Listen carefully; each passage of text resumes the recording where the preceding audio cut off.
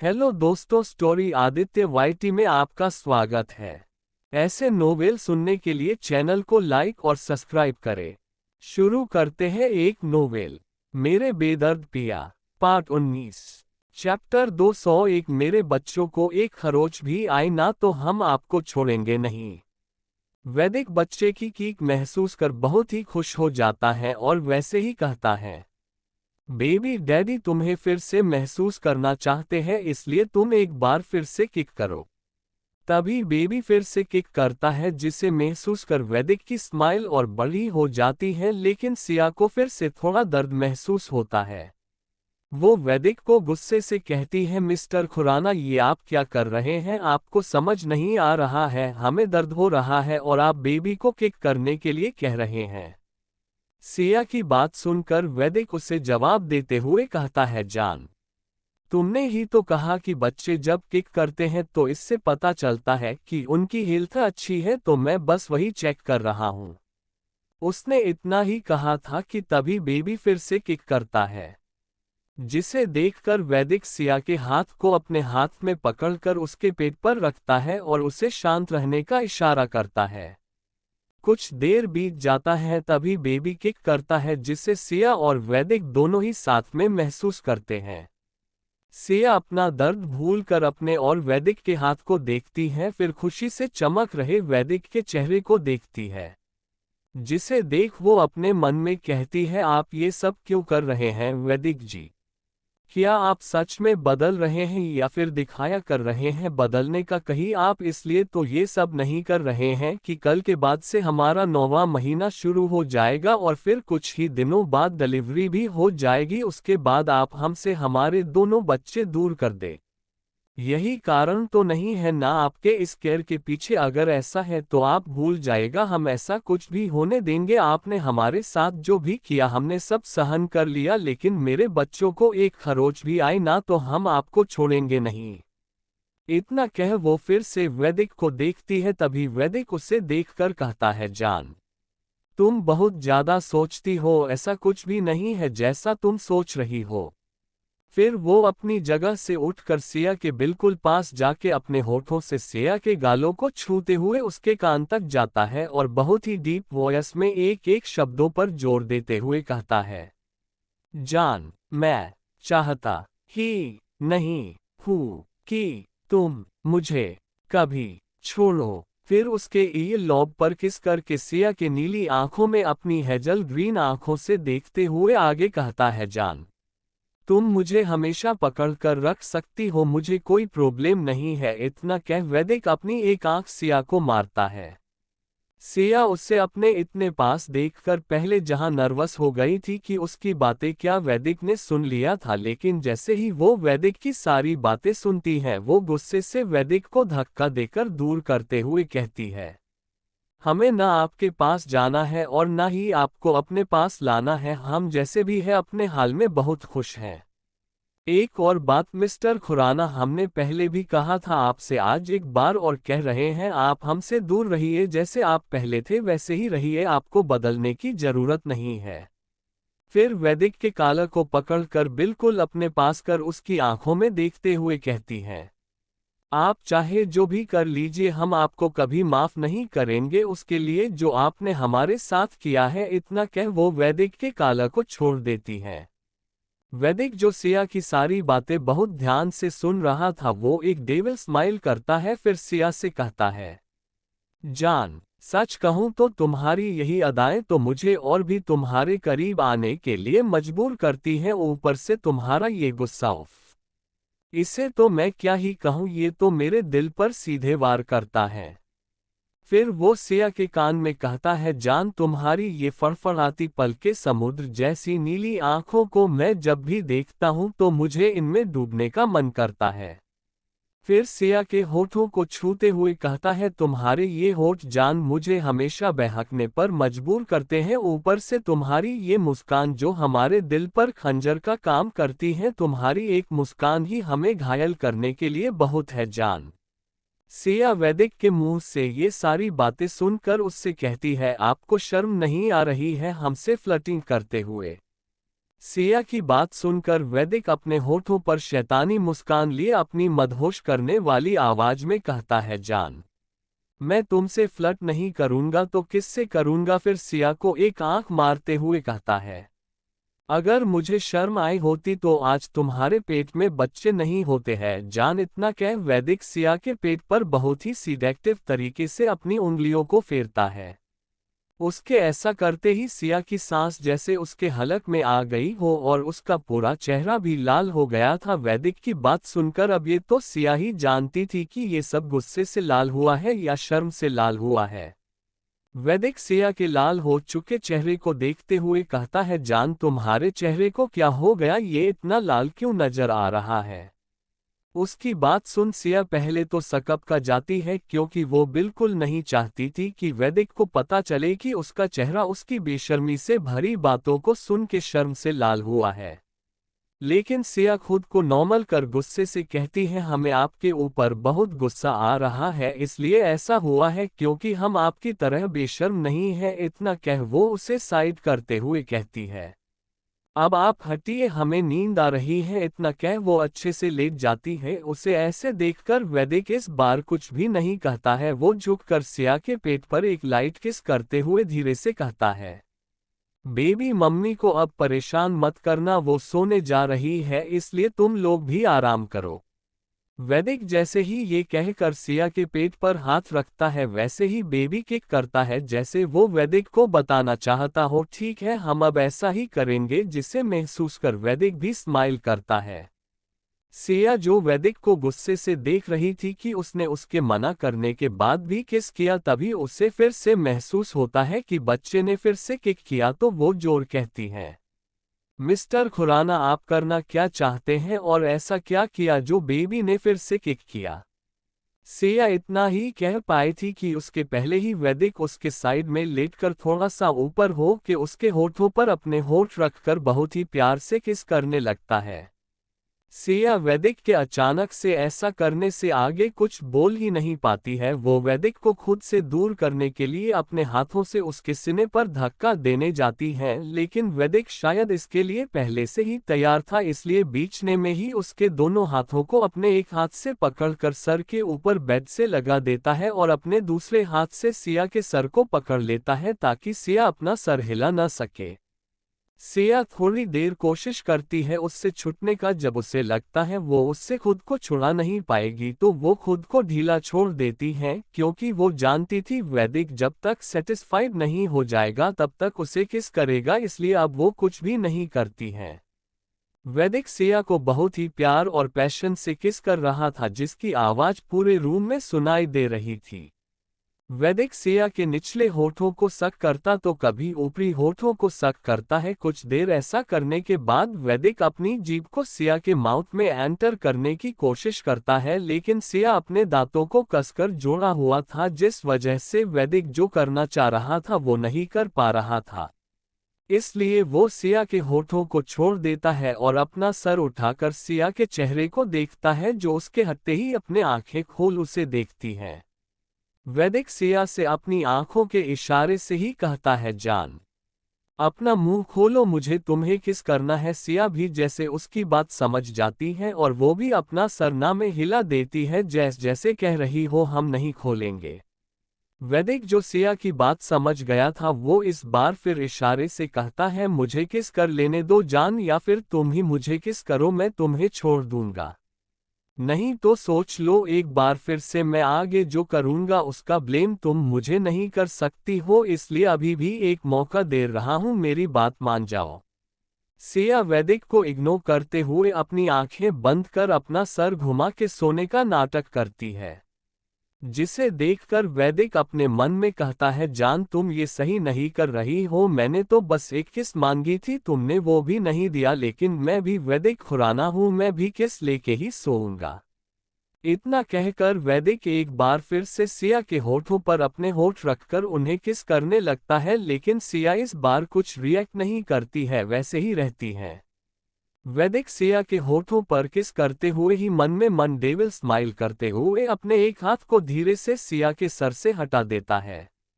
जिसे महसूस कर सिया को लगता है वैदिक ने अब हार मान ली है और वो अब उसे किस नहीं कर पाएगा, लेकिन तभी उसकी आंखें हैरानी से खुल जाती हैं और उसी के साथ उसके मुंह से एक आह की भी आवाज निकलती है, क्योंकि वैदिक अपने हाथ को वहां से हटाकर सिया के सीने पर जोर से प्रेस करता है, जिसे महसूस कर सिया का शरीर सिहर जाता है, जिसके चलते वो आह भरती है और उसकी आंखें भी हैरानी से खुल जाती है। साथ ही साथ उसका पूरा माइंड ही ब्लैंक हो जाता है, जिसका फायदा उठाकर वैदिक तुरंत अपनी जीभ सिया के मुंह में एंटर कर सिया के मुंह के हर कोने का अपनी जीभ से स्वाद लेने लगता है और उसकी जीभ से खेलने लगता है।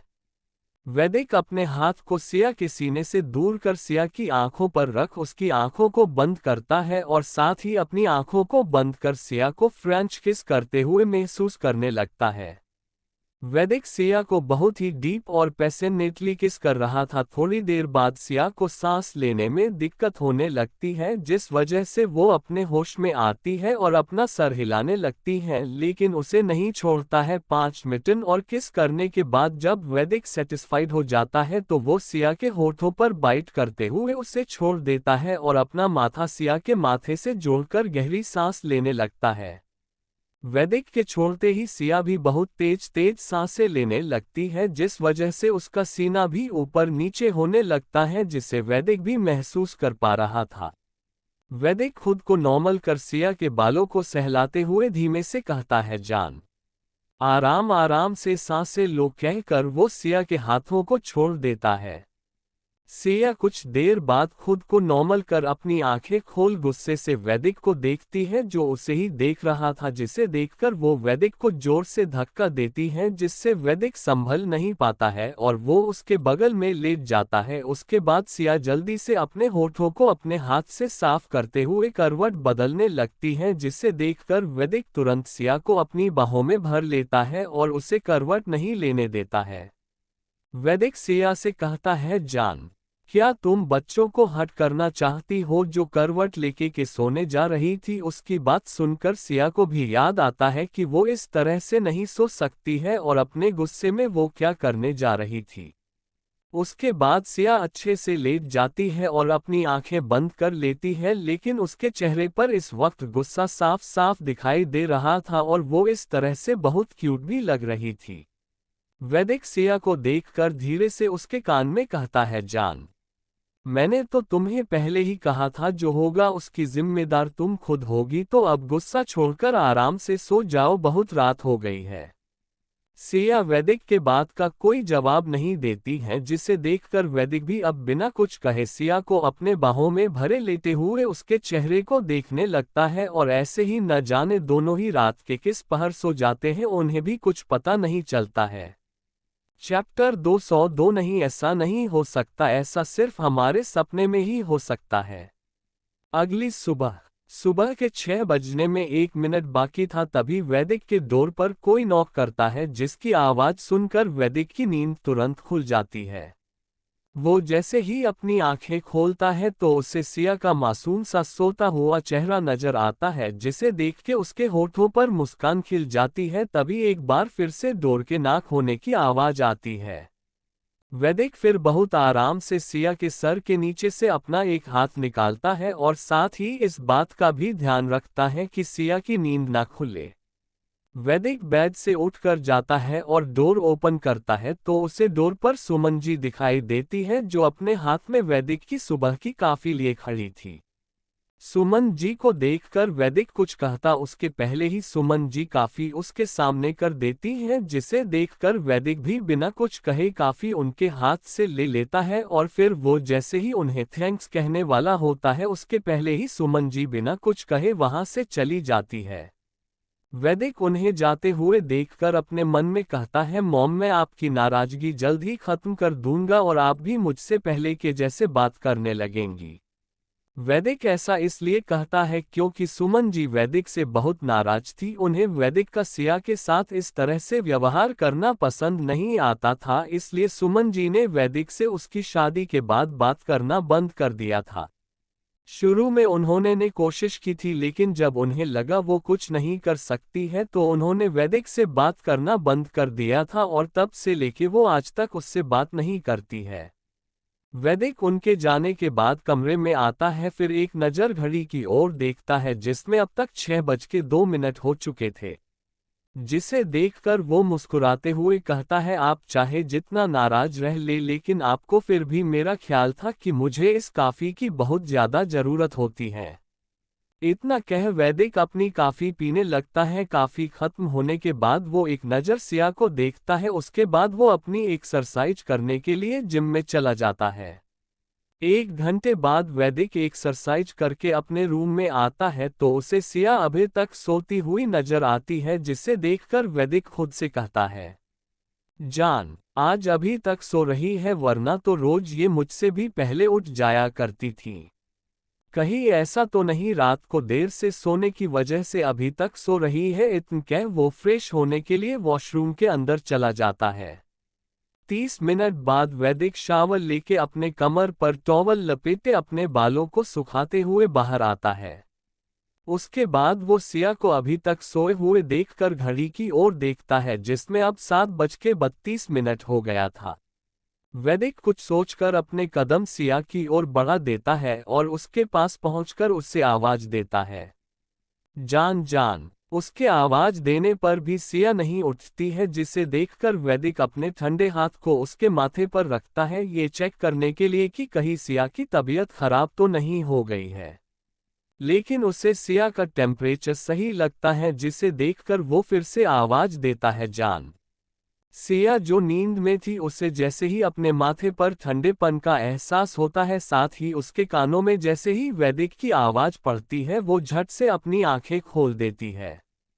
तो उसे वैदिक का चेहरा दिखाई देता है, जिसे देखकर वो नींद में ही बुदबुदाती है, क्या हम सपना देख रहे हैं कि वैदिक जी हमसे पहले उठ गए हैं और अब हमें जगा रहे हैं। इतना कह वो खुद से ही जवाब देते हुए कहती है, नहीं, ऐसा नहीं हो सकता, ऐसा सिर्फ हमारे सपने में ही हो सकता है। इतना कह वो फिर से अपनी आंखें बंद करके सो जाती हैं। उसकी बात सुनकर वैदिक एक नज़र सिया को देखता है, फिर खुद को देखते हुए कहता है, पर मैं तो सच में जान को उठा रहा हूं, तो ये सपना कैसे हो गया। इतना कह वो इस बार थोड़ी तेज आवाज में सिया को बुलाता है, जान। उसकी तेज आवाज सुनकर इस बार सिया को पूरी नींद ही फुर हो जाती है और वो झट से अपनी आंखें खोलती है तो उसे इस बात वैदिक फिर से दिखाई देता है, जो हल्का सा झुके हुए उसके माथे पर अपना एक हाथ रखे हुए था। सिया वैदिक के चेहरे को देखते हुए मन में कहती है, इसका मतलब हम सपना नहीं देख रहे थे। इतना कह फिर से वैदिक को ऊपर से लेके नीचे तक देखती है। जैसे ही उसकी नज़र वैदिक की बॉडी पर जाती है तो वो समझ जाती है कि वैदिक ने शावर ले लिया है। जिसे देख वो बड़बड़ाती है, आज सूरज किधर से निकला है जो ये हमसे पहले उठ भी गए हैं और इतनी सुबह सुबह शावर भी ले लिए।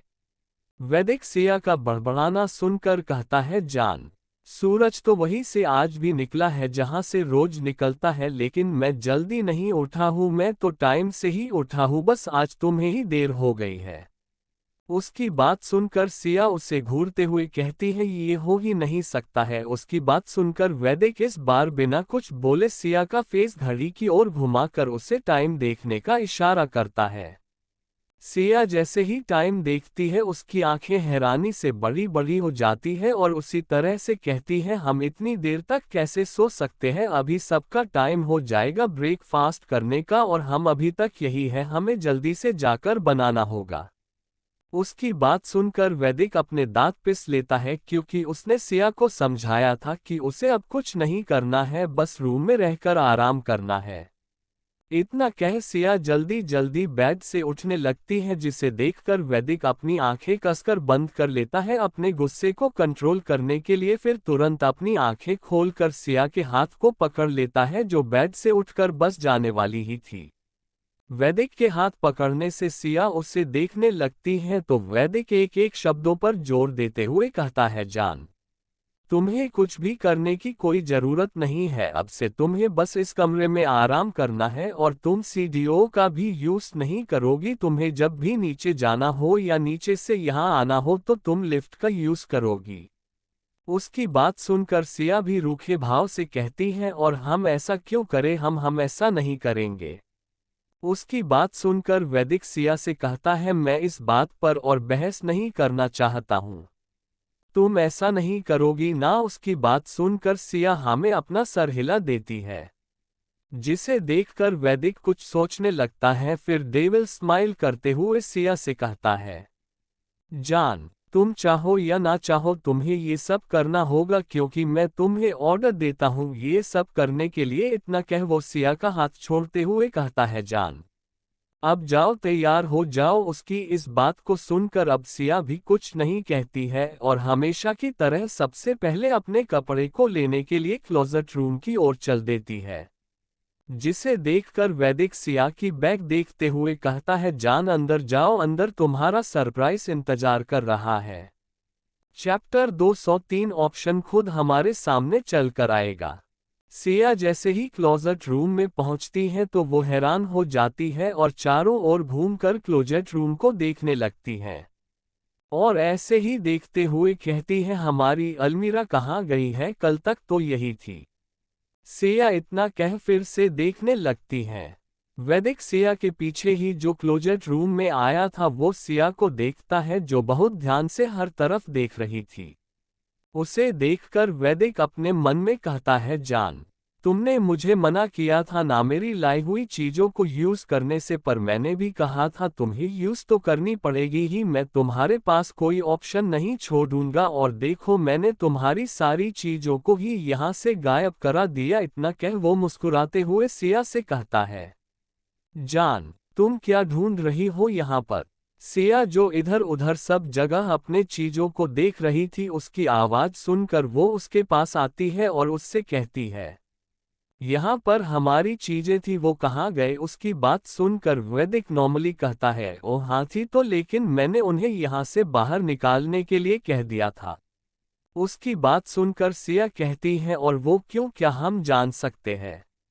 सिया का सवाल सुनकर वैदिक कहता है, वो कल तुम्हारे सारे कपड़े खराब हो गए थे तो मैंने ही उन्हें फेंकने के लिए कहा था। उसकी बात सुनकर सिया कहती है, हमारे कपड़े खराब हुए थे और सारी चीजें तो सही थी ना, और हमारा कबर्ड भी तो सही था, वो कहाँ गया। मैंने उसे भी बाहर निकलवा दिया क्योंकि वो भी खराब हो गया था, और तुम्हारी जो चीजें सही थी मैंने उसे तुम्हारे क्लोजेट रूम में रखवा दिया है। और एक आखिरी बात, अब से तुम वही चीजें यूज करोगी, वैदिक कहता है। उसकी बात सुनकर सिया गुस्से से कहती है, हम नहीं छूने वाले आपकी लाई हुई चीजें, आप कुछ भी कर लीजिए। इतना कह वो गुस्से से वैदिक को घूरने लगती है। वैदिक उसकी बातों को इग्नोर करते हुए आगे कहता है, जान, अब तुम्हारे पास कोई ऑप्शन नहीं बचा है, अब तुम ऐसे ही तो नहीं रहेगी पूरा दिन।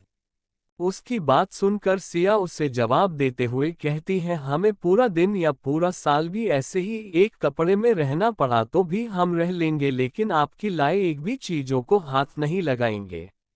और क्या ऑप्शन नहीं है इसके अलावा। आप रुकिए, अभी ऑप्शन खुद चल के हमारे पास आएगा और आप देखते रह जाएंगे। इतना कह वो जोर से चिल्लाती है, आह। फिर अपने पैर पटकते हुए क्लोजेट रूम में से निकल जाती है। उसे जाते हुए देखकर वैदिक मुस्कुराते हुए कहता है, जिद्दी भी है।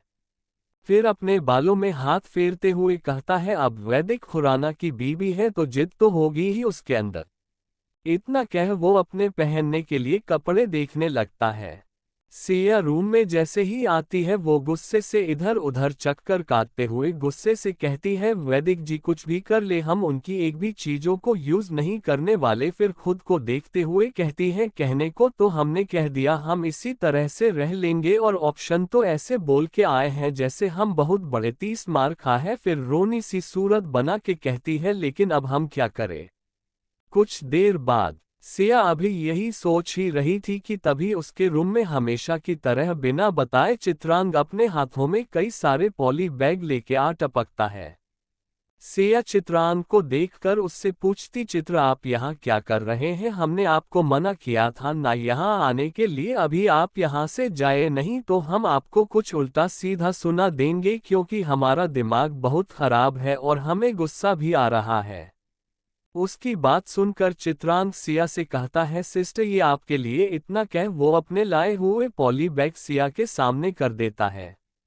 और उसी वक्त वैदिक भी तैयार होकर बाहर आ जाता है और वो जैसे ही चित्रांग को वहां देखता है उसका पारा हमेशा की तरह हाई हो जाता है और वो घूरते हुए उसके हाथ में पॉली बैग को अपनी जलती आंखों से देखने लगता है और अपने कदम उन दोनों के पास बढ़ा देता है। सिया चित्रांग के हाथ में पॉली बैग को देखते हुए उससे कहती है, ये सब क्या है चित्र? उसकी बात सुनकर चित्रांग वैदिक को देख मुस्कुराते हुए कहता है, ये आपके लिए लाया हूं मैं, आप खुद ही देख लीजिए, शायद आपको अच्छा लगे ये देखकर। उसकी बात सुनकर सिया कहती है, ऐसा क्या है इसमें जो आपको पहले से ही पता है कि हमें अच्छा ही लग सकता है, अगर हमें अच्छा नहीं लगा तो? उसकी बात सुनकर चित्रांग मुस्कुराते हुए उसके हाथ में सारे पॉली बैग्स देते हुए कहता है, आप खुद ही देख लीजिए, इसे देखने के बाद आपका दिमाग भी अच्छा हो जाएगा।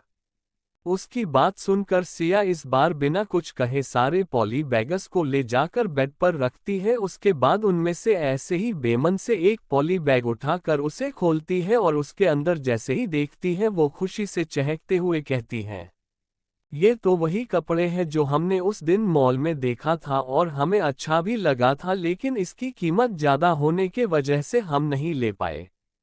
फिर सिया उस कपड़े को अपने हाथ में लेकर अच्छे से देखते हुए चित्र से कहती है, क्या ये हमारे लिए है? उसकी आवाज सुनकर जहां वैदिक घूरकर चित्रांग को देखता है वही चित्रांग डेविल स्माइल करते हुए कहता है, हाँ ये आपके लिए है, यही नहीं बल्कि जितने भी बाइक्स हैं सब में आपके लिए कपड़े हैं, अब आप जल्दी से रेडी हो जाए।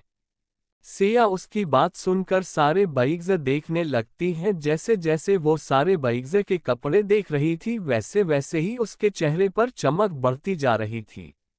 सिया इस वक्त बहुत ज्यादा ही खुश हो गई थी और इसी खुशी में वो ये तक भूल गई थी कि इतने महंगे कपड़े चित्रांग उसके लिए कैसे लेके आ गया। उसे इस वक्त बस इस चीज की खुशी थी कि अब वो वैदिक को दिखा सकती है कि उसे उसके लिए हुए कपड़ों की जरूरत नहीं है। सिया उसमें से मॉल वाली ड्रेस लेके वैदिक के सामने आती है और उसे दिखाते हुए बहुत ही घमंड से कहती है, हमने आपसे कुछ देर पहले कहा था ना, ऑप्शन खुद हमारे सामने चलकर आएगा, देखिए आ गया। इतना कह वो चित्र के हाथ को पकड़कर खुशी से चहकते हुए कहती है, चित्र हम अभी बहुत खुश हैं। इतना कह वो उसके गले से लग जाती है। चित्रांग भी सिया को अपने गले से लगा लेता है और अपने सामने खड़े वैदिक को एक आंख मारता है। उसकी इस हरकत को देखकर वैदिक अपनी लाल आंखों से उसे घूर कर देखता है, लेकिन वो सिया के सामने उसे कुछ बोलने से रोक लेता है। सिया थोड़ी देर बाद चित्रांग से दूर होकर कहती है, तुम नीचे जाओ, हम भी कुछ देर में तैयार होके आते हैं। इयान कह वो बाथरूम सारे पॉली बैग्स को उठाकर क्लोजेट रूम की ओर बढ़ जाती है। चैप्टर 204 रात को तो आती ही हो और अब सुबह सुबह भी आना शुरू कर दिया। सिया सारे बैग्स को एक और फर्श पर रखती है, उसके बाद एक ड्रेस पहनने के लिए लेके क्लोजेट रूम से निकलकर बाथरूम के अंदर चली जाती है। सिया के जाते ही वैदिक चित्रांग की कॉलर पकड़ लेता है और अपने दांत पिसते हुए कहता है, तुम्हारी हिम्मत कैसे हुई ये सब लाने की? उसकी बात सुनकर चित्रांग इस बार मुस्कुराते हुए कुछ सोचने लगता है।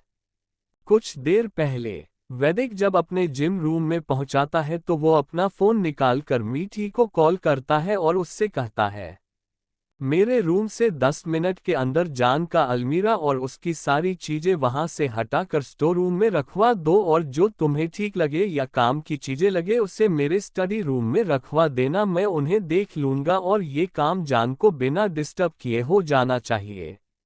इतना कह वो बिना मीठी की आवाज सुने फोन रख देता है। उसके बाद वो खुद से कहता है, मैंने कल सारे कपड़े फाड़ दिए थे ताकि तुम मेरी लाई हुई चीजें यूज कर सको, लेकिन पता नहीं कहां से तुम्हें वो साड़ी मिल गई, लेकिन आज मैं कुछ भी नहीं छोड़ूंगा। फिर वो मुस्कुराने लगता है, फिर रुक कर आगे कहता है, जान अब तो तुम्हें वही सारी ड्रेस पहननी होगी जो मैंने तुम्हारे लिए मंगाए हैं और अब तुम्हारे पास उसे यूज करने के सिवा कुछ रहेगा ही नहीं।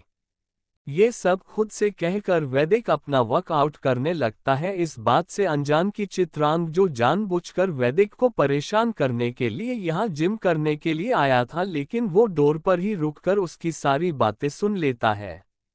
उसके बाद चित्रांग वहां से जाते हुए कहता है वो तो आपका ये प्लान है, पर कोई बात नहीं, मेरे रहते आप ऐसा नहीं कर सकते हैं। इतना कह वो अपने रूम में आके एक नंबर डायल करता है। एक ही रिंग में उधर से कॉल उठ जाती है और उधर से एक औरत की आवाज आती है, हेलो।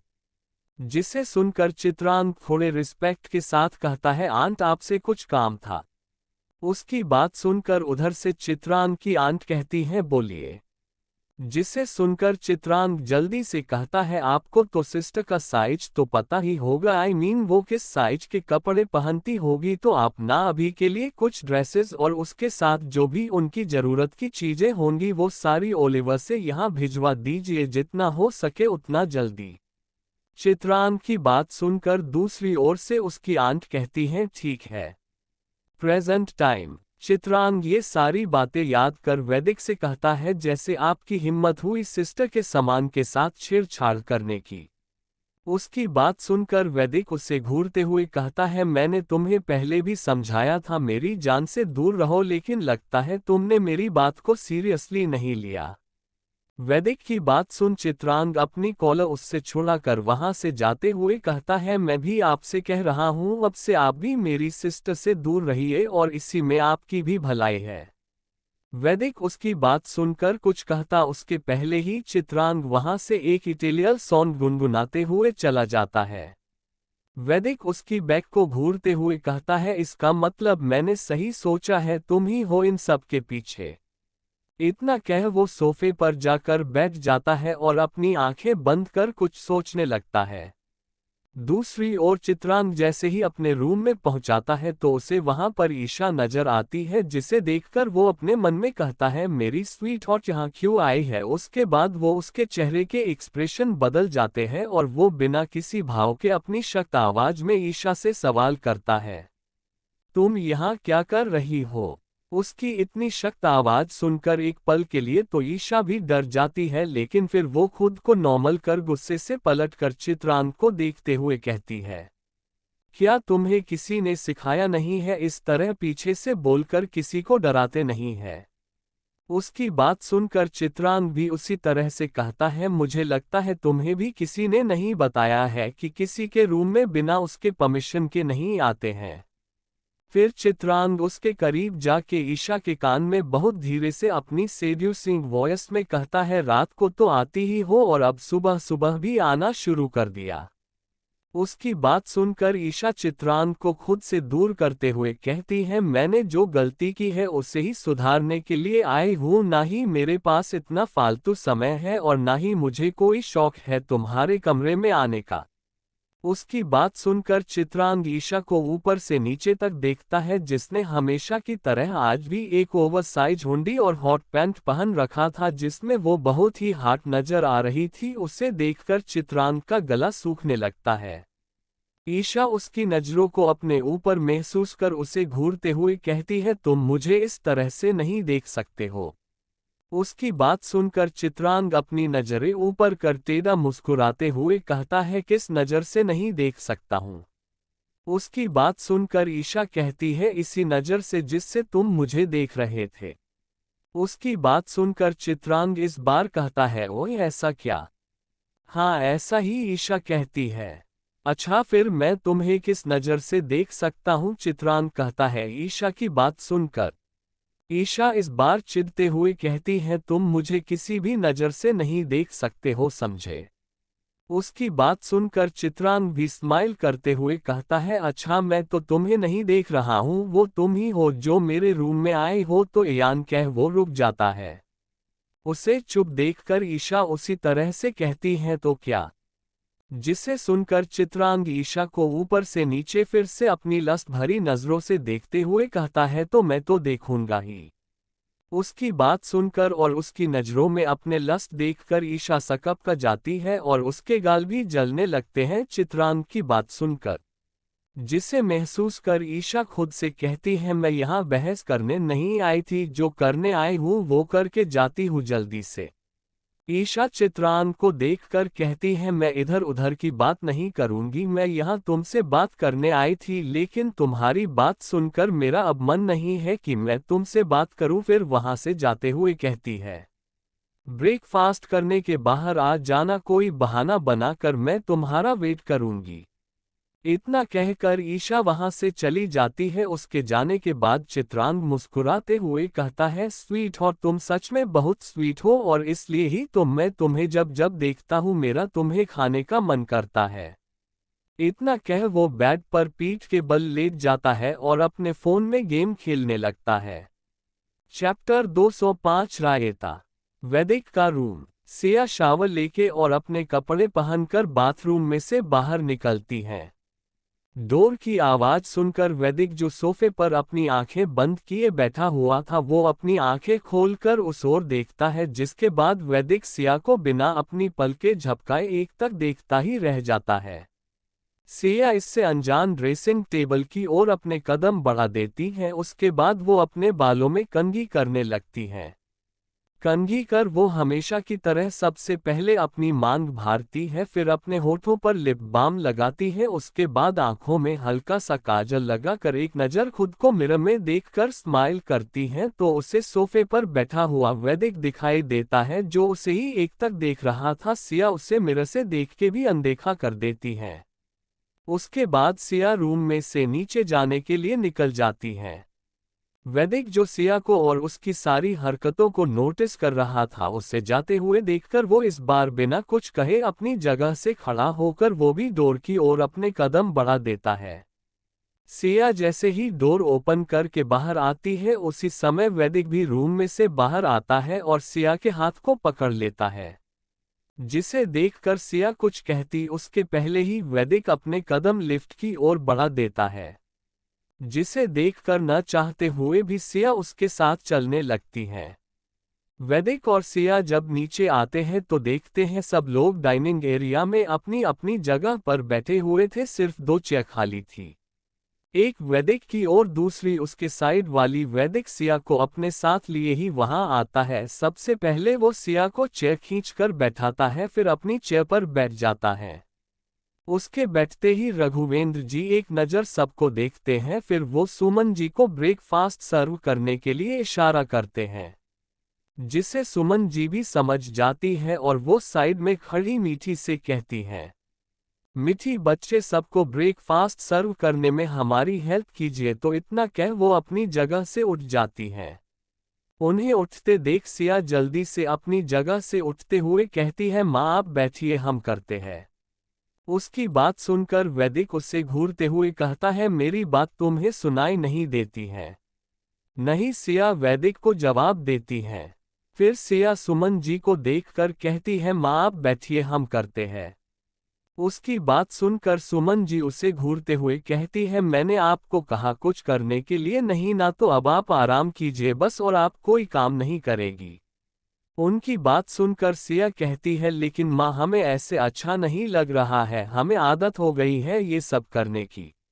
उसकी बात सुनकर सुमन जी उसे अपनी आंखें दिखाते हुए कहती है, आदत हो गई है तो आदत बदल लीजिए और चुपचाप से अपनी जगह बैठ जाए, वरना हमसे बुरा कोई नहीं होगा। उनकी डांट सुनकर सिया वैदिक को गुस्से से घूरते हुए चुपचाप अपनी जगह बैठ जाती है। चित्रांग, जो सिया के बगल में बैठकर सब कुछ चुपचाप सुन रहा था, वो सिया को देखकर बहुत ही धीरे से कहता है, सिस्टर, जिसे सिर्फ सिया ही सुन सकती थी। उसकी आवाज सुनकर सिया वैदिक से अपनी नजरें हटाकर उसकी ओर ध्यान से देखती, जैसे कह रही हो हाँ बोलो। जिसे समझकर चित्रांग झुककर सिया के कान में बहुत ही धीरे से कहता है, सिस्टर मुझे आपको कुछ बताना है। उसकी बात सुनकर सिया भी अपनी धीमी सी आवाज में कहती है, हाँ चित्र, बताओ, मैं सुन रही हूँ। सिया की बात सुनकर चित्रांग कहता है, सिस्टर, आपके जो सारे कपड़े फट गए थे ना, उन्हें जानबूझकर जल्लाद जीजा जी ने फाड़ा था। मैंने आज सुबह ही उन्हें किसी से ये कहते हुए सुना था। चित्रांग की बात सुनकर सिया हैरानी से उसकी ओर देखती है, जिसे देखकर चित्रांग बहुत ही मासूमियत के साथ अपना सर हाँ में हिला देता है, जैसे कह रहा हो, मैं सच कह रहा हूँ सिस्टर। उन दोनों को आपस में इस तरह से बात करते हुए देखकर वैदिक चिढ़ते हुए मन में कहता है, अब ये कौन सी पट्टी पड़ा रहा है मेरी जान को। अगर इस बार इसने कोई भी चालाकी की तो मैं इसे छोड़ूंगा नहीं। इतना कह वो अपनी पकड़ अपने हाथ में लिए चम्मच पर कस देता है। रघुवेंद्र जी जो अपनी जगह बैठे हुए एक तक चित्रांग को ही देख रहे थे, उसके बाद उसे सिया के कान में कुछ कहते हुए देखते हैं तो वो मन ही मन मुस्कुराते हुए खुद से कहते हैं, अब कौन सा रायता फैलाने वाला है, लेकिन जो भी फैलेगा मजा तो बहुत आएगा। इतना कह वो अपना ब्रेकफास्ट करने लगते हैं। सुमन जी मीठी के साथ सबको सर्व करने के बाद अपने प्लेट में सर्व करते हुए मीठी से कहती हैं, मीठी बच्चे अब आप भी जाके ब्रेकफास्ट कर लीजिए, ओजस और शोभा आपका वेट कर रहे होंगे। उनकी बात सुनकर मीठी एक प्यारी सी स्माइल करते हुए कहती है, जी आंटी। इतना कह वो शोभा जी के रूम की ओर अपना कदम बढ़ा देती हैं। क्योंकि शोभा जी सबके साथ बैठकर नहीं खाती थी और इसलिए ओजस उनके साथ बैठकर खाता था कि उन्हें अकेलापन महसूस ना हो, और जब मीठी यहाँ आ जाती थी तो वो भी उनके साथ ही खाना खाती थी। चैप्टर 206 हमारा दोस्त आज भी जिंदा है। सिया चित्रांग से सच सुनकर वैदिक को अपनी जानलेवा नजरों से घूर कर देखती है, जिसे देखकर चित्रांग सिया से कहता है, सिस्टर पहले आप ब्रेकफास्ट कर लीजिए, उसके बाद आप जल्लाद जीजा जी से बात कीजिए, बल्कि मैं तो कहता हूँ आप उनसे कोई बात ही मत कीजिए। उसकी बात सुनकर सिया कहती है, हमें वैसे भी इनसे बात करने का मन नहीं करता है, लेकिन हमें गुस्सा आ रहा है। तुम्हें पता है हमने कितनी मेहनत से सारे कपड़े लिए थे। सिया की बात सुनकर चित्रांग सिया के कान में कुछ कहता है, जिसे सुनकर सिया की आंखों में चमक आ जाती है। जिसके बाद वो चित्रांग को देखती है तो चित्रांग भी बदले में स्माइल करने लगता है। उसके बाद वो सिया को खाने का इशारा करता है, जिसे देखकर सिया सबसे पहले अपने राइट हैंड को देखती है, जो अब पहले से काफी ठीक हो गया था, अब बस जलने के थोड़े से निशान बचे थे। उसे देखकर सिया अपना ब्रेकफास्ट खुद से ही करने लगती है। बीच बीच में चित्रांग उसके पास कान में कुछ कहता, जिसे सुनकर सिया भी हंसते हुए उसके कान में कुछ कहती। जहां सभी लोग अपना अपना ब्रेकफास्ट करने में लगे हुए थे, वही वैदिक एक तक सिया और चित्रांग को देख रहा था। उन्हें ऐसे देखकर उसके सीने में आग लग रही थी और उसके चेहरे के एक्सप्रेशन बहुत ही भयानक नजर आ रहे थे। सार्थक की नज़र जब वैदिक पर पड़ती है तो वो उसे देखने लगता है, फिर उससे एक जगह गुस्से में देखते देख वो भी उसकी नज़रों का पीछा करता है। तब उसकी नज़र सिया और चित्रांग पर पड़ती है। सिया को हंसते देख सार्थक के भी होठों पर मुस्कान आ जाती है। आखिर उसने इतने महीनों में पहली बार उसे मुस्कुराते हुए देखा था। तभी उसे वैदिक के गुस्से से भरे चेहरे की भी याद आती है, जिसे याद कर सार्थक थोड़ी तेज आवाज में कहता है, अगर कोई खुद उसे हंसा नहीं सकता है तो दूसरों को उसे हंसाने पर नजर भी नहीं लगा सकता है। उसकी बात सुनकर सबका ध्यान उसके ऊपर चला जाता है, लेकिन सार्थक इसके आगे कुछ भी नहीं कहता है और फिर से अपना सैंडविच खाने लगता है।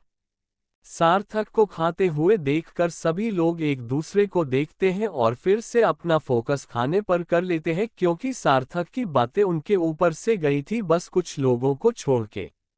वैदिक सार्थक के कहने का मतलब बखूबी समझ गया था कि सार्थक ने बात किसी और को नहीं बल्कि उसे ही कही, जिसे समझकर वो अपनी जलती आंखों से चित्रांग को देखता है, क्योंकि वैदिक को लगता है ये भी चित्रांग के वजह से ही हुआ है। अगर वो सिया से ऐसे बात नहीं करता तो वो उसे ऐसे घूरता नहीं और ना ही सार्थक उसे सुनाता।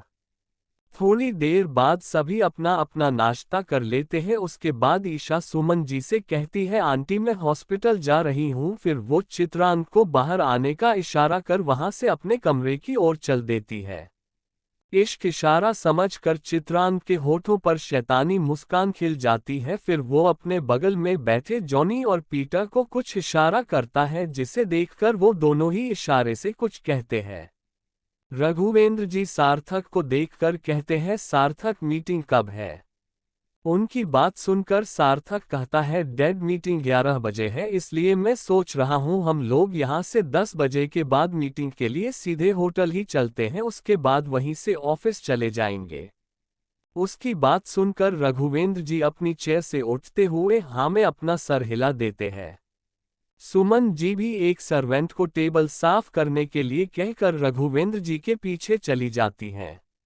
अब वहां केवल सार्थक, दिशा, वैदिक, सिया, वीरपार्थ, चित्रांग, जॉनी और पीटर ही बचे थे। सार्थक दिशा को देखता है जो बहुत ही गहरी सोच में खोई हुई थी। उसे ऐसे देखकर सार्थक उससे सवाल करता है, दिशा तुम्हें क्या हुआ है? सार्थक की आवाज सुनकर दिशा अपने सोच से बाहर आती है और हड़बड़ाते हुए कहती है, क्या हुआ? आपने कुछ कहा क्या? दिशा की बात सुनकर सार्थक कहता है, तुम क्या सोच रही हो और तुमने नाश्ता भी नहीं किया। उसका सवाल सुनकर दिशा बेकार सा मुंह बनाकर कहती है, हमें उसका टेस्ट अच्छा नहीं लगा इसलिए हमने नहीं खाया। इतना कह वो सार्थक से कहती है, हमें आपको कुछ बताना है लेकिन हम यहाँ आपको नहीं बता सकते हैं। दिशा की बात सुनकर सार्थक कुछ भी कहता है, उसके बाद वो अपने जगह से उठ जाता है। दिशा भी उसका हाथ पकड़कर अपनी जगह से उठ जाती है और वो दोनों भी अपने रूम की ओर बढ़ जाते हैं। उनके जाते ही सिया, चित्रांग, जॉनी और पीटर भी अपने जगह से उठ जाते हैं और वहां से जाने लगते हैं। सिया को जाते हुए देखकर वैदिक उसका हाथ थाम लेता है और उसे अपनी बाहों में लेकर वहां से चला जाता है। चित्रांग अपनी जगह रुककर वैदिक की बैक को घूरते हुए देखने लगता है। वैदिक के जाने के बाद वीर और पार्थ भी वहां से चले जाते हैं। अब सिर्फ चित्रांग, जॉनी और पीटर ही बचे थे, जिसके बाद जॉनी चित्रांग के कान में कुछ कहता है और वो तीनों ही वहां से चले जाते हैं। तीनों ही जब हॉल में आते हैं तो सुमन जी को रघुवेंद्र जी से कुछ बात करते हुए देखकर वो तीनों ही बहुत ही आराम से बाहर की ओर निकल जाते हैं ताकि उन्हें कोई देखे ना, लेकिन रघुवेंद्र जी उन्हें इस तरह से सबसे छिपकर जाते हुए देख लेते हैं लेकिन वो बस मुस्कुरा देते हैं। सुमन जी जो उनसे बहुत ही सीरियस बात कह रही थी, रघुवेंद्र जी मुस्कुराते हुए देखकर उन्हें लगता है कि वो उनकी बात पर हंस रहे हैं और इसलिए वो उनसे गुस्से से कहती है, हम आपको इतनी बड़ी बात बता रहे हैं और आपको हंसी आ रही है। सुमन जी की गुस्से से भरी आवाज सुनकर रघुवेंद्र जी सुमन जी देखकर कहते हैं, हम आपकी बातें सुन रहे हैं लेकिन हम उस पे नहीं हंस रहे थे, हमें कुछ याद आ गया था इसलिए हमें हंसी आ गई। उनकी बात सुनकर सुमन जी गुस्से से ही कहती है, अच्छा तो आप हमारी बात सुन रहे थे? जी बिल्कुल सुन रहे थे, रघुवेंद्र जी कहते हैं। हाँ तो बताए हम क्या कह रहे थे आपसे? सुमन जी रघुवेंद्र जी की बात सुनकर उनसे सवाल पूछती हैं। सुमन जी का सवाल सुनकर रघुवेंद्र जी बहुत ही आराम से उन्हें जवाब देते हुए कहते हैं, आप यही कह रही थी कि कल पार्थ के पुराने घर में आग लग गई है और सब कुछ जल गया। रघुवेंद्र जी ने ये बात कुछ इस तरह से कही थी कि जैसे ये कोई बड़ी नहीं बात है, और उनके इस लहजे को देखकर सुमन जी उन पे गुस्सा करते हुए कहती है, आप तो ऐसे कह रहे हैं जैसे ये कोई छोटी सी बात है, आपको तो इससे कुछ फर्क ही नहीं पड़ रहा है। क्या आप नहीं जानते हैं उस घर को पार्थ ने कितना संजो कर रखा था और वो उसके डैड की आखिरी निशानी थी। सुमन जी की बात सुनकर रघुवेंद्र जी कठोर आवाज में कहते हैं, सुमन आखिरी निशानी उस शख्स की होती है जो मर चुका होता है और हमें अभी भी पूरा यकीन है हमारा दोस्त आज भी जिंदा है और मैं उसे बहुत जल्द ही ढूंढ लूंगा। उनकी बात सुनकर सुमन जी कहती है, आप ढूंढ ही तो रहे हैं उन्हें 19-20 साल से, फिर भी वो अब तक आपको मिले क्यों नहीं? सुमन जी की बात सुनकर रघुवेंद्र जी इस बार कुछ भी नहीं कहते हैं, बस वो अपना सर सोफे से लगाकर अपनी आंखें बंद कर कुछ सोचने लगते हैं। दूसरी ओर चित्रांग जब बाहर जाता है तो ईशा उसे अपनी कार के पास खड़ी दिखाई देती है, जिसे देखकर वो उसके पास जाता है और अपनी डीप वॉइस में उससे सवाल करता है, तुमने मुझे यहाँ क्यों बुलाया? उसकी बात सुनकर ईशा कहती है, कार ड्राइव करने आती हैं, जिसे सुनकर चित्रांग कहता है, क्या तुमने मुझे यहाँ अपनी कार ड्राइव करने के लिए बुलाया है? तो भूल जाओ, मैं ऐसा कुछ करूँगा। उसकी बात सुनकर ईशा अपने दांत पिसते हुए कहती है, देखो मुझे कार ड्राइव करने नहीं आती है, मुझे तुम्हारे साथ जाना था और मैं नहीं चाहती थी कि कोई मुझे तुम्हारे साथ देखे, इसलिए मैंने ड्राइवर को जाने के लिए कह दिया। उसकी बात सुन चित्रांग ईशा को देखता है और कहता है, मैंने तो तुमसे नहीं कहा था कि मैं तुम्हें अपने साथ लेके जाऊंगा, तो फिर तुम ये कैसे कह सकती हो कि तुम्हें मेरे साथ जाना है? चित्रांग की बात सुनकर ईशा इरिटेट होते हुए कहती है, मिस्टर चित्रा चुपचाप से कार ड्राइव कीजिए और जहां मैं कहती हूं वहां लेके चलिए। इतना कह ईशा अपने कार की कीज उसके ओर फेंक देती है, जिसे चित्रा भी कैच कर लेता है। उसके बाद ईशा जाके बीच वाली सीट पर अपनी आंखें बंद कर बैठ जाती है। Chapter 207 bite. ईशा को बैठे हुए देखकर चित्रांग के होठों पर मुस्कान खिल जाती है, जिसे वो जल्दी छुपा लेता है। फिर वो कुछ दूर पर खड़े जॉनी और पीटर को इशारे में अपने पास बुलाता है। जैसे ही वो दोनों आते हैं, चित्रांग कार की चाबी पीटर को देते हुए दोनों से कहता है, कार में बैठो और जहां पर तुम्हारी लेडी बॉस जाने के लिए कहे वहां लेके चलो। इतना कह वो भी बिना एक पल की और देरी किए बीच वाली सीट का गेट खोल कार में बैठ जाता है। ईशा को जैसे ही ये महसूस होता है कि कोई आके बैठा है तो वो समझ जाती है कि ये कोई और नहीं बल्कि चित्रांग ही होगा। तो वो उसी तरह से अपनी आंखें बंद किए हुए ही कहती है, मैंने तुम्हें यहाँ बैठने के लिए नहीं बोला था, कार ड्राइव करने के लिए बोला था। ईशा इतना ही कहती है कि तभी उसे कार स्टार्ट होने की आवाज आती है, जिसे सुनकर वो झट से अपनी आंखें खोलते हुए कहती है, तुम यहाँ हो तो कार कौन चला रहा है। इतना कह वो जैसे ही आगे देखती है तो उसे ड्राइविंग सीट पर पीटर और उसके बगल में पैसेंजर सीट पर जॉनी बैठा हुआ नजर आता है, जिसे देखकर वो चित्रांग पर भड़कते हुए कहती है, मैंने तुम्हें अकेले आने के लिए कहा था ना, कि अपने चमचों को अपने साथ लेके आने के लिए कहा था। उसकी बात सुनकर चित्रांग ईशा की बात को इग्नोर करते हुए कहता है, क्या तुम्हारी कार में पार्टीशन नहीं है। चित्रांग की बात सुनकर ईशा कहती है, मैंने तुमसे जो पूछा उसका जवाब दो। ईशा की बात सुनकर चित्रांग कहता है, मैंने जो पूछा उसका जवाब दे दो तो मैं भी बता दूंगा। उसकी बात सुनकर ईशा चिढ़ते हुए उसे बता देती है कि है। जैसे ही ईशा की बात खत्म होती है वैसे ही कार का पार्टीशन ऑन हो जाता है, क्योंकि जॉनी अपने बॉस की हर एक बात का मतलब बखूबी समझता था। वो जानता था कि चित्रांग ने बस इसलिए पूछा है ताकि पार्टीशन ऑन हो सके और उसे डायरेक्ट ऑन करने के लिए ना कहना पड़े। पार्टीशन ऑन होते ही ईशा उसे देखते हुए कहती है, ये तुमने क्यों किया। उसकी बात सुनकर चित्रांग मुस्कुराते हुए कहता है, मैंने कहाँ कुछ किया, मैंने तो सिर्फ तुमसे पूछा था। उसकी बात सुनकर ईशा घूरते हुए कहती है, मैं सिया नहीं हूँ जिसे तुम बेवकूफ बना लोगे। अब जल्दी से बताओ तुम इन्हें क्यों अपने साथ लेके आए। उसके बाद तुमने पार्टीशन की ओर इशारा करते हुए इसे ऑन क्यों कराया। ईशा की बात सुनकर चित्रांग उसे बहुत ही इंटेंस के साथ देखते हुए अपनी लो वॉइस में कहता है, पहली बात, इनके रहते मुझे कार ड्राइव करनी पड़े तो इनका मेरे साथ रहने का क्या फायदा है। और दूसरी बात, मैं अगर इन्हें ना भी ले जाऊं तो भी ये मेरे पीछे चले आते।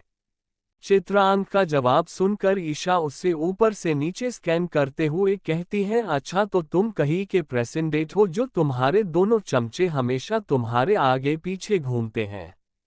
ईशा की बात सुनकर चित्रांग ईशा के कान में झुककर कहता है, कुछ ऐसा ही समझ लो। इतना कह वो ईशा के कान पर किस कर देता है। ईशा, जो चित्रांग के अपने पास आने पर पहले से ही थोड़ी सी घबराई हुई थी, लेकिन उसके किस करते ही उसकी पूरी बॉडी में अजीब सी हलचल होती है, जिसे महसूस कर उसका शरीर कांप जाता है और उसके माथे पर सर्द में भी हल्का हल्का पसीना आने लगता है। ईशा चित्रांग को खुद के करीब से धक्का देते हुए अपनी हकलाती हुई आवाज में कहती है, तततु तुम ये क्या कर रहे हो। ईशा की बात सुनकर चित्रांग, जो ईशा के धक्का देने से उससे थोड़ा दूर हो गया था, वो ईशा के फिर से ईशा के बहुत करीब जाता है और अपने एक हाथ से उसके दोनों हाथ को पकड़कर झट से उसे उठाकर अपनी गोद में बैठा लेता है। ये सब उसने इतना जल्दी किया था कि ईशा को उसके इरादे समझ ही नहीं आता है, और जब तक उसे कुछ समझ आता है तब तक वो उसके गोद में बैठ चुकी थी। ईशा चित्रांग से कहती है, ये तुम क्या कर रहे हो, छोड़ो मुझे। इतना कह वो उसके गोद में से उठने लगती है। चित्रांग ईशा को उठते हुए देखकर जल्दी से अपने दूसरे हाथ से उसकी कमर पकड़ लेता है और उसे उठने से रोक देता है। उसके ऐसा करने पर ईशा गुस्से से कहती है, तुम मुझे छोड़ रहे हो या नहीं। नहीं, चित्रांग कहता है, मैं आखिरी बार कह रही हूं, तुम मुझे छोड़ रहे हो या नहीं। ईशा कहती है, मैं तुम्हें भी छोड़ रहा, चित्रांग कहता है। छोड़ दो मुझे, नहीं तो तुम्हें पश्चाताप पड़ेगा, ईशा चित्रांग को वार्निंग देते हुए कहती है। लेकिन चित्रांग ईशा को छोड़ने के बजाय और भी कसकर पकड़ लेता है, जिसे देखकर ईशा उसे गुस्से से घूरते हुए कहती है, अब मैं जो करूंगी उसके जिम्मेदार सिर्फ और सिर्फ तुम रहोगे। चित्रांग कुछ कहता है उसके पहले ही ईशा अपना सर झुकाकर चित्रांग के गर्दन पर बहुत जोर से काटती है, जिसे महसूस कर चित्रांग अपनी आंखें बंद कर लेता है और उसके होठों को अपने गर्दन पर महसूस करने लगता है। थोड़ी देर बाद ईशा को जब अपने मुंह में कुछ नमकीन जैसा स्वाद आता है तो वो झट से चित्रांग से दूर हो जाती है और उसके गर्दन पर देखती है जहां उसने बाइट किया था। अब वहां से ब्लड आ रहा था और कुछ ब्लड उसके होठ पर भी लगे हुए थे। चित्रांग ईशा के हटते ही अपनी आंखें खोलकर ईशा के चेहरे को देखता है जो उसे ही देख रही थी। चैप्टर 208। आज जैसे मैं इस मेंशन में कदम रखूंगा वैसे ही वैदिक खुराना तुम्हारी जिंदगी में एक के बाद एक। तब ईशा खुद को चित्रांग को देखते हुए पाकर पहले थोड़ी सी घबरा जाती है, फिर उसी तरह से कहती है, मैंने तो पहले ही कहा था। ईशा इसके आगे कुछ कह पाती उसके पहले ही चित्रांग बोल पड़ता है, क्या तुम्हारी कार साउंड प्रूफ है? फिर डेविल स्माइल करते हुए, अगर नहीं भी है तो अब तुम्हारे ऊपर है, क्या तुम उन दोनों को जनाना चाहती हो कि हमारे बीच में क्या हो या फिर नहीं? इतना कहकर चित्रांग अपनी एक आई विंक करता है ईशा को। ईशा उसकी बातों का मतलब समझ ही नहीं आता है कि वो क्या कहना चाहता है, इसलिए ईशा उससे फिर से सवाल करती है, तुम कहना क्या चाहते हो? उसका सवाल सुनकर चित्रांग फिर से अपनी बात दोहराता है। उसकी बात सुनकर ईशा कुछ समझ पाती कि उसके पहले ही चित्रांग अपने दांतों को ईशा के गर्दन में गड़ा देता है, जिससे ईशा की आह निकल जाती है और उसकी आंखें हैरानी से बड़ी बड़ी हो जाती है और उसके फेस एक्सप्रेशन ऐसे हो गए थे जैसे उसे अब समझ आ गया था कि चित्रांग के कहने का क्या मतलब था। तभी उसे अपने गर्दन पर और भी ज्यादा दर्द महसूस होता है, जिसे महसूस कर वो जैसे ही चिल्लाने वाली होती है उसके दिमाग में चित्रांग की बातें गूंज उठती हैं, जिसे सोचकर वो अपने दर्द को बर्दाश्त करने के लिए अपने होठों को अपने दांतों तले दबा लेती है जिससे उसे दर्द ना हो। चित्रांग तब तक ईशा को बाइट करता है जब तक वो सेटिस्फाइड नहीं हो जाता है। ईशा को बाइट करने के बाद चित्रांग उसी जगह को अपनी जीभ से शक करने लगता है, जिसे महसूस कर ईशा के रोंगटे खड़े हो जाते हैं और न चाहते हुए भी वो आहें भरने लगती हैं, जिसे सुनकर चित्रांग अपनी तिरछी नजरों से ईशा के चेहरे को देखता है जो अपनी आंखें बंद कर आहें भरने पर मजबूर हो गई थी। ईशा को इस तरह से देखकर चित्रांग का भी ईमान डोल जाता है और वो ईशा को एक झटके के साथ सीट पर लेटाकर खुद उसके ऊपर आ जाता है और फिर ईशा के ऊपर टूट पड़ता है किसी भूखे भेड़िया की तरह। चित्रांग ईशा के गर्दन पर, कंधे पर, कॉलर बोन पर किस और बाइट के साथ साथ सक भी करने लगता है और साथ ही साथ उसका एक हाथ ईशा की पूरी बॉडी पर चल रहा था। उसके ऐसा करने से ईशा भी मदहोश होती जा रही थी, क्योंकि ये उसके साथ पहली बार हो रहा था जब कोई लड़का उसके इतने करीब आया था और उसे इस कदर टच कर रहा था।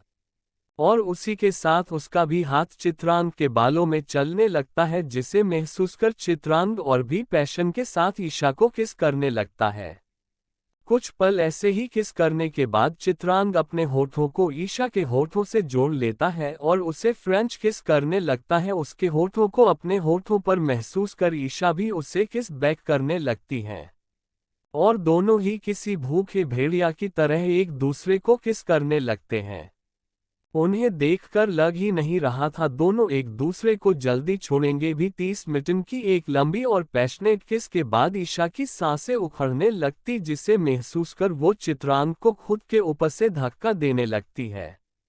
चित्रांग तब भी ईशा को नहीं छोड़ता है। थोड़ी देर बाद जब उसे महसूस होता है कि ईशा अब किसी भी पल बेहोश हो सकती है तो वो उसके होठों को छोड़ देता है और अपना माथा ईशा के माथे से जोड़ लेता है। उसके छोड़ते ही ईशा गहरी गहरी सांसें लेने लगती है और साथ ही चित्रांग भी सांसें लेना लगता है। दोनों की ही सबसे आपस में टकरा रही थी। कुछ देर बाद ईशा को जब अच्छा महसूस होता है तो वो अपनी आंखें खोलती है तो उसकी आंखें सीधे चित्रांग के स्टील ब्लू आंखों से मिलती हैं, जिसे देखकर वो उनमें ही खो जाती है और एक तक वो चित्रांग की आंखों में देखने लगती है। तभी कार एक झटके के साथ रुकती है, जिसे महसूस कर दोनों ही अपने होश में आते हैं। ईशा जोर से चित्रांग को अपने ऊपर से धक्का देती है, जिससे चित्रांग खुद को संभाल नहीं पाता है और सीट पर से नीचे गिर जाता है। गिरते ही वो अपनी आंखें कसकर बंद कर लेता है। ईशा उससे खुदाई दूर कर अपनी सीट पर बैठ जाती है और फटाफट अपने अस्त व्यस्त हो चुके कपड़े को सही करने लगती है। उसके बाद वो अपने खराब हो चुके बालों को और साथ ही अपने होलिये को भी सुधारती है।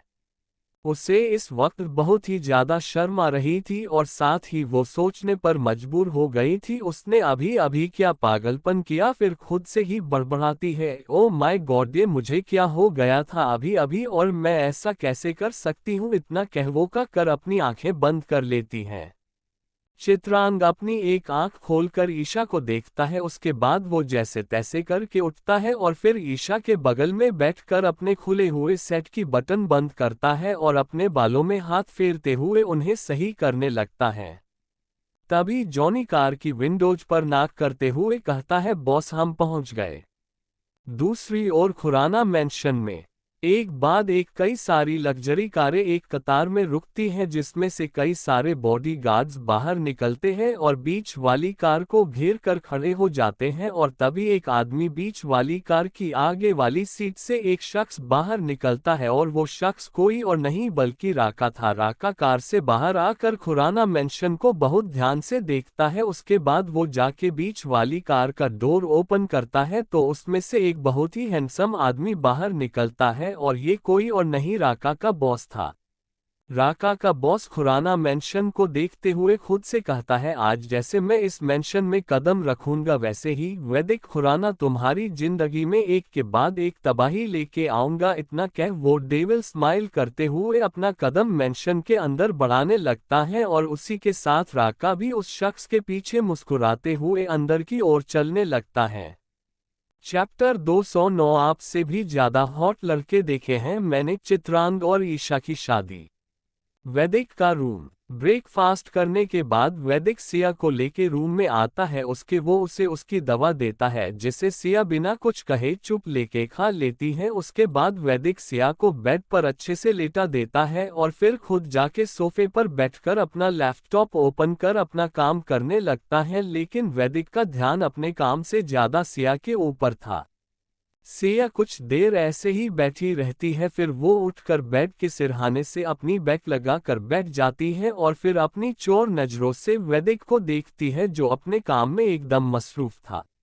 उसे देखकर सिया जल्दी से उस पर से अपनी नजरें फेर लेती है। उसके बाद वो घड़ी में टाइम देखती है, फिर अपने मन में कहती है, क्या आज वैदिक जी को अपने ऑफिस नहीं जाना है जो ये अभी तक यही बैठे हैं। फिर कुछ सोचकर आगे कहती है, अगर वैदिक जी यहाँ से नहीं गए तो मैं अपना काम कैसे करूँगी जो चित्र ने करने के लिए कहा है। सिया जैसे जैसे ये सब कह रही थी वैसे वैसे ही उसके फेस एक्सप्रेशन बनते और बिगड़ते जा रहे थे, जिसमें वो एक पल के लिए फनी तो एक पल के लिए बहुत ही क्यूट तो दूसरे ही पल उसके चेहरे पर टेंशन वाले भाव आ जाते और कुछ ही पल में उसके चेहरे पर गुस्सा छा जाता। और इन्हीं सारे एक्सप्रेशन के साथ वो आगे कहती है, इनके रहते अगर मैंने कुछ भी किया तो मैं आराम से पकड़ी जाऊंगी। फिर थोड़ा सा चिढ़ते हुए कहती है, अब मैं क्या करूं, मुझे कैसे भी करके ये काम करना ही होगा, तभी मेरा बदला पूरा होगा। सिया ये बात कुछ इस तरह से कहती है जैसे वो कोई जंग लड़ने जा रही हो और उसे किसी भी कीमत पर ये जंग जीतना ही है। इतना कह वो गुस्से से भरा चेहरा बनाकर वैदिक को देखती है।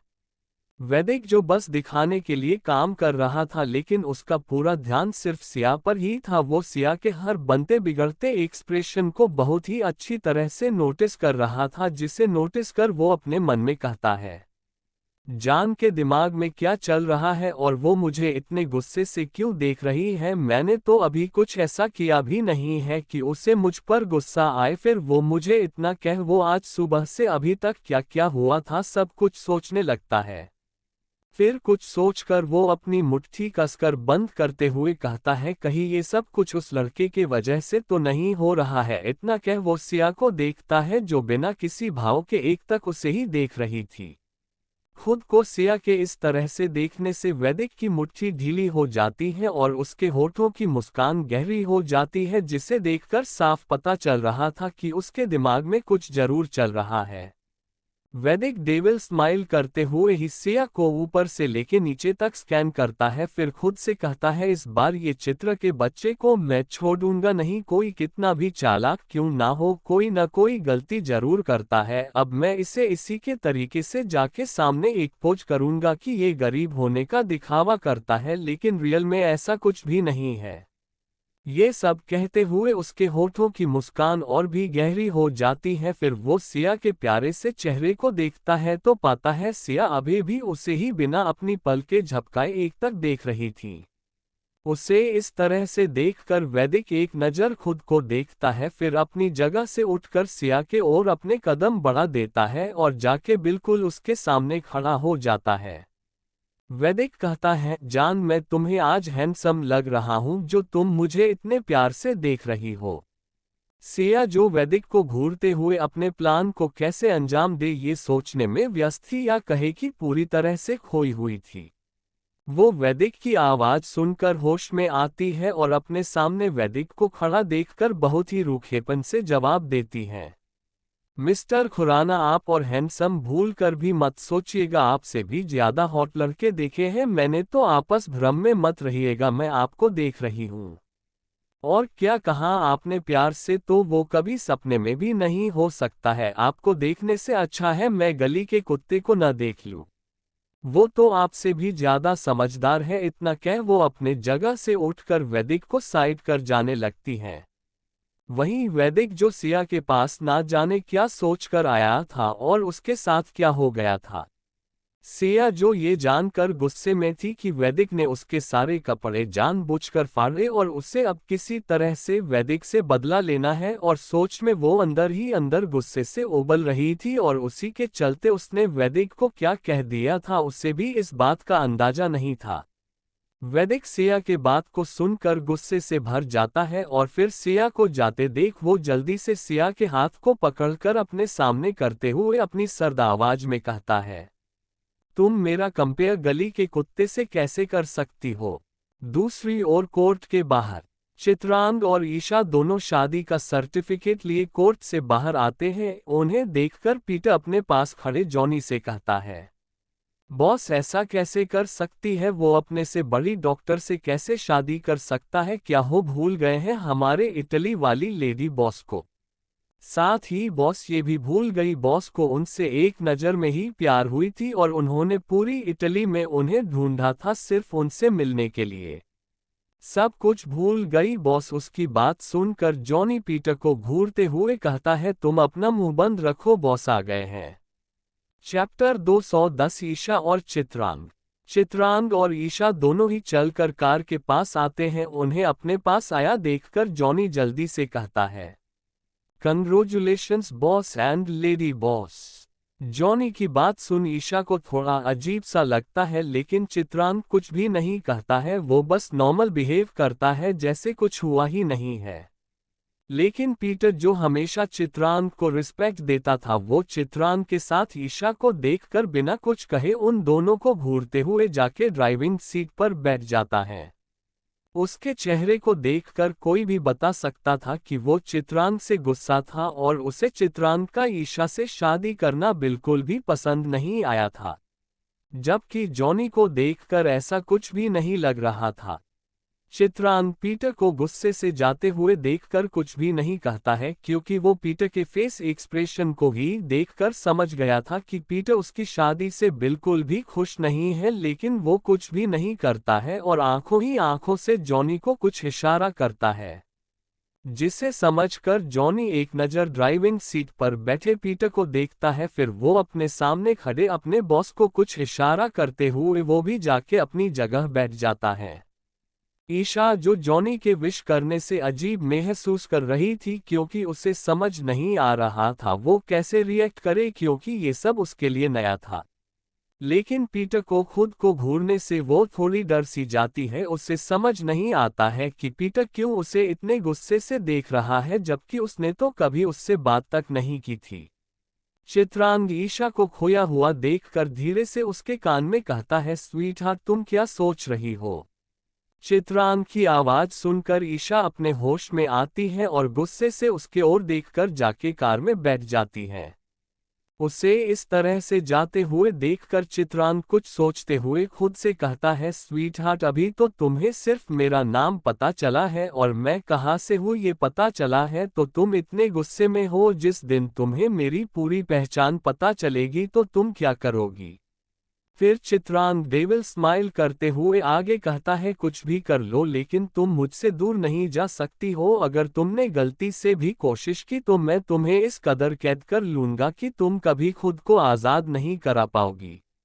मैं ऐसे ही इस मकाम तक नहीं पहुंचा हूं। यहां तक पहुंचने के लिए मैंने क्या क्या किया है तुम सोच भी नहीं सकती हो। तुम बस उम्र में मुझसे बड़ी हो लेकिन दिमाग से नहीं। इतना कहकर वो भी कार में बैठ जाता है और उसके बैठते ही पीटर कार स्टार्ट कर वहां से चल देता है।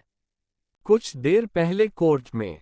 चित्रांग ऐसा इसलिए कहता है क्योंकि कुछ देर पहले जब कोर्ट के अंदर जब दोनों वहां जाते हैं तो उन्हें वहां कोई भी नजर नहीं आता है। तभी एक वकील वहां आता है और चित्रांग के सामने अपना सर झुकाकर उसे विश करता है, जिसे देखकर ईशा चित्रांग को घूर कर देखते हुए कहती है, अब ये अंग्रेज की औलाद कौन है और ये अपना सर इसके सामने क्यों झुका रहा है?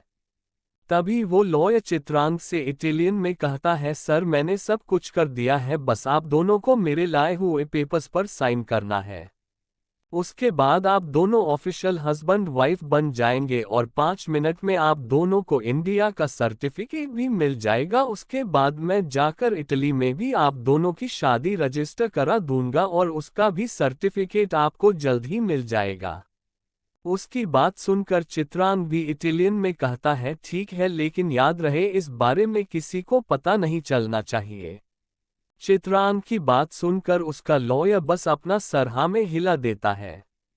उन दोनों की बात सुनकर ईशा को कुछ समझ नहीं आता है कि वो दोनों क्या बातें कर रहे हैं, लेकिन वो इतना समझ गई थी कि ये दोनों इटालियन बोल रहे थे क्योंकि उसे भी थोड़ा बहुत आता था, लेकिन इतना भी नहीं कि वो उन दोनों की पूरी बात समझ सके। चित्रांग अपने वकील से पेपर्स लेकर उस पर सिग्नेचर कर देता है। उसके बाद वो ईशा को करने का इशारा करता है। ईशा उससे गुस्से से घूरते हुए बिना कुछ पढ़े अपना सिग्नेचर कर देती है, जिसके बाद वो वकील पेपर्स लेके वहां से चला जाता है और उसने जैसा कहा था ठीक उतने ही समय के अंदर वो फिर से चित्रांग के पास आता है और वो उसे शादी का सर्टिफिकेट देते हुए इटालियन में कहता है, शादी की बहुत बहुत बधाई हो आपको सर, और अपनी आखिरी सांस तक आप दोनों एक साथ रहे। इतना कहकर वो अपना सर चित्रांग के सामने के बार फिर झुकता है और वहां से चला जाता है।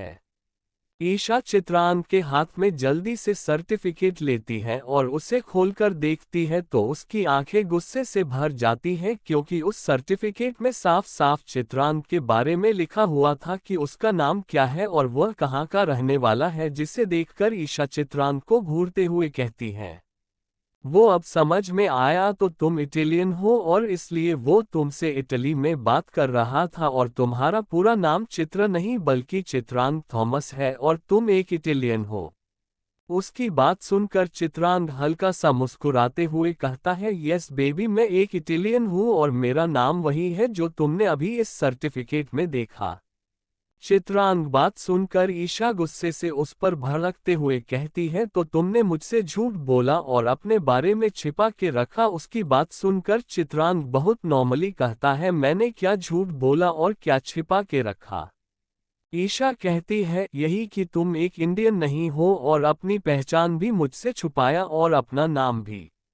ईशा की बात सुनकर चित्रांग हंसते हुए बहुत ही भारी आवाज में ईशा को जवाब देते हुए कहता है, स्वीट हॉट, तुम मेरा चेहरा और मुझे बहुत ध्यान से देखो और मुझे बताओ, क्या मैं तुम्हें कहीं से भी एक इंडियन नजर आता हूँ और क्या कहाँ अपनी पहचान छुपाई? क्या तुमने मुझसे पूछा कि मैं कौन हूँ, कहाँ से आया हूँ, क्या करता हूँ, या मेरे बारे में जानने की कोशिश की?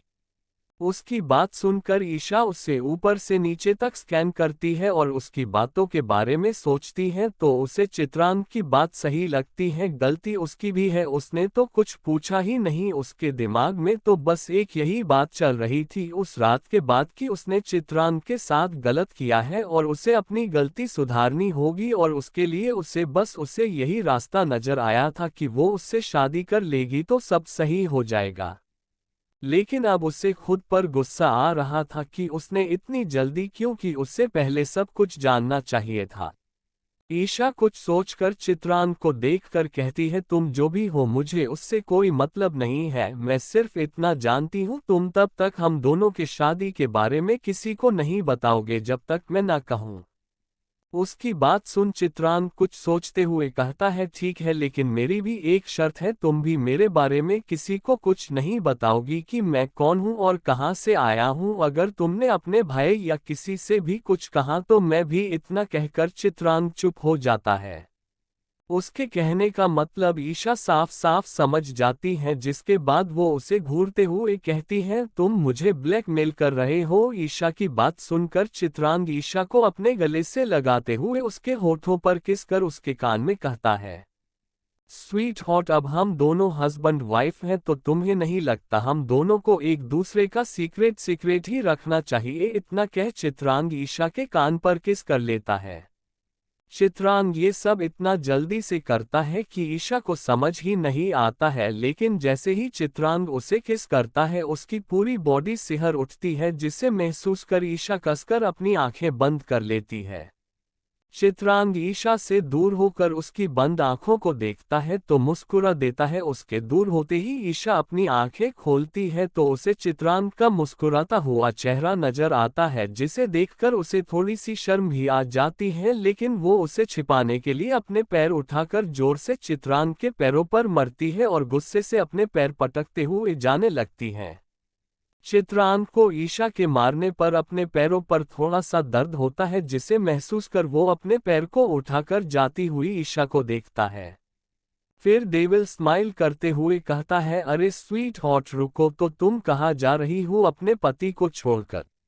उसकी बात सुनकर ईशा के जाते हुए कदम रुक जाते हैं और वो पीछे मुड़कर गुस्से से उसे देखती है, फिर मुड़कर आगे जाने लगती है, जिसे देखकर चित्रांग लंबे लंबे कदम लेके उसके पास आ जाता है और ईशा के हाथ को पकड़कर उसके कदम से कदम मिला के चलने लगता है। इस बार ईशा भी कुछ नहीं कहती है, क्योंकि उसे भी कहीं ना कहीं चित्रांग का हाथ पकड़ाना अच्छा लगता है और इसलिए वो अब बिना कुछ कहे उसके साथ चलने लगती है। Present time. कार के अंदर ईशा चित्रांग को देखकर धीरे से कहती है, मुझे हॉस्पिटल जाना है तो तुम मुझे वहां पर छोड़ दो। चित्रांग ईशा की बात सुनकर बस अपना सर हाँ में हिला देता है। उसके बाद वो कुछ सोचते हुए अपना सर सीट से लगाकर अपनी आंखें बंद कर लेता है। Thank you. आपको नोवेल कैसा लगा कमेंट करें और चैनल को सब्सक्राइब करें।